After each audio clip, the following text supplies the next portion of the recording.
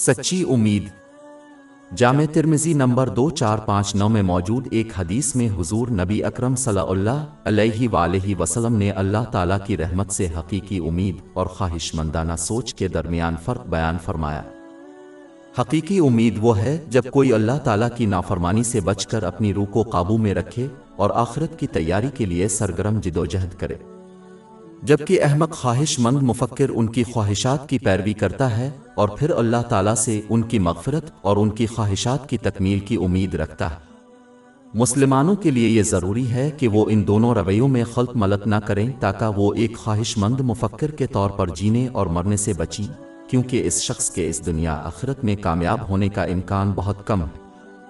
ख्वाहिशमंद सोच एक किसान की तरह है जो पौधे लगाने के लिए ज़मीन को तैयार करने में नाकाम रहता है, बीज लगाने में नाकाम रहता है, ज़मीन को पानी देने में नाकाम रहता है और फिर बड़ी फसल की कटाई की तवक्को रखता है।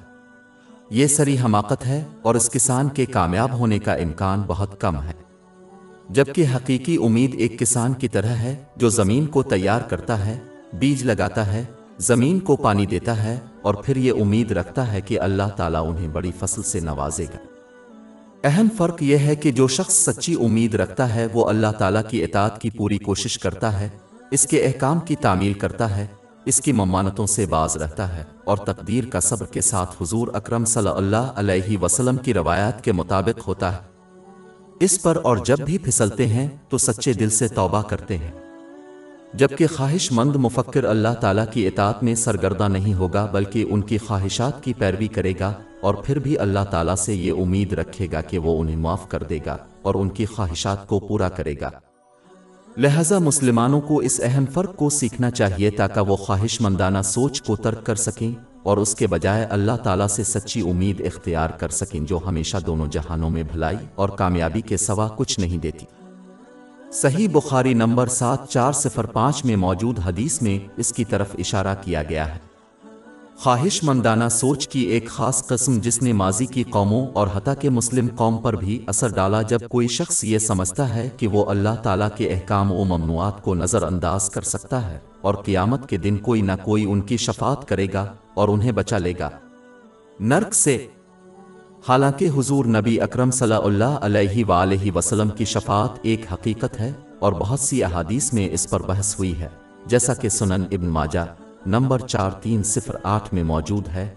हत्ता कि अब सल्लल्लाहु अलैहि वसल्लम की शफ़ाअत भी एक हकीकत है। बाज़ मुसलमानों की शफ़ाअत जिनके अज़ाब में तख़फ़ीफ़ की जाएगी वो फिर भी जहन्नम में दाखिल होंगे। जहन्नम में एक लम्हा भी वाकई नाकाबिल बर्दाश्त है। बस इंसान को ख्वाहिशमंदाना सोच को तर्क करके अल्लाह ताला की इताअत में अमली तौर पर कोशिश करते हुए सच्ची उम्मीद को अपनाना चाहिए। शैतान उन लोगों को जो क़ियामत पर यकीन नहीं रखते हैं कि अगर ऐसा हो भी जाए तो वो इस दिन ये दावा करके अल्लाह ताला से सुलह कर लेंगे कि वो इतने बुरे नहीं थे कि उन्होंने कत्ल जैसे बड़े जराइम से इज्तिनाब किया। उन्होंने अपने आप को ये बावर कराया है कि उनकी दरख्वास्तें कबूल की जाएंगी और उन्हें जन्नत में भेज दिया जाएगा, अगरचे उन्होंने ज़मीन पर अपनी ज़िंदगी के दौरान अल्लाह ताला से कुफ्र किया। ये नाकाबिल यकीन हद तक अहमकाना है, क्योंकि अल्लाह ताला इस शख्स के साथ ऐसा सलूक नहीं करेगा जो इस पर ईमान लाया और उसकी इताअत करने की कोशिश की जैसा कि इसके साथ कुफ्र किया। एक आयत में इस किस्म की ख्वाहिशमंद सोच को मिटा दिया है।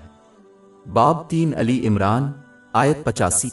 और जो शख्स इस्लाम के अलावा किसी और दीन को चाहेगा तो वो इससे हरगिज़ कबूल नहीं किया जाएगा और वो आखिरत में नुकसान उठाने वालों में से होगा।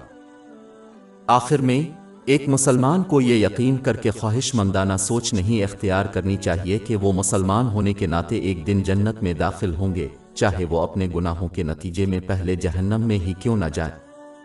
कोई भी अपने ईमान के साथ इस दुनिया से जाने की ज़मानत नहीं देता। जो शख्स सच्चे दिल से अल्लाह ताला की इताअत को छोड़ देता है, इसके इस दुनिया से बगैर ईमान के जाने का खतरा है। ये समझना ज़रूरी है कि ईमान एक पौधे की मानिंद है जिसकी परवरिश और निगहदाश्त अल्लाह ताला की मुखलिसाना इताअत से होनी चाहिए। जब ईमान का पौधा नज़रअंदाज कर दिया जाए तो वो मर सकता है, जिसके पास दोनों जहानों में कामयाबी को यकीनी बनाने के लिए कुछ भी नहीं बचा। हमारी वेबसाइट www.sheikhpod.com पर 400 से ज़्यादा मुफ्त ebooks, audio books, infographics, podcast اور بلاگ دستیاب ہے۔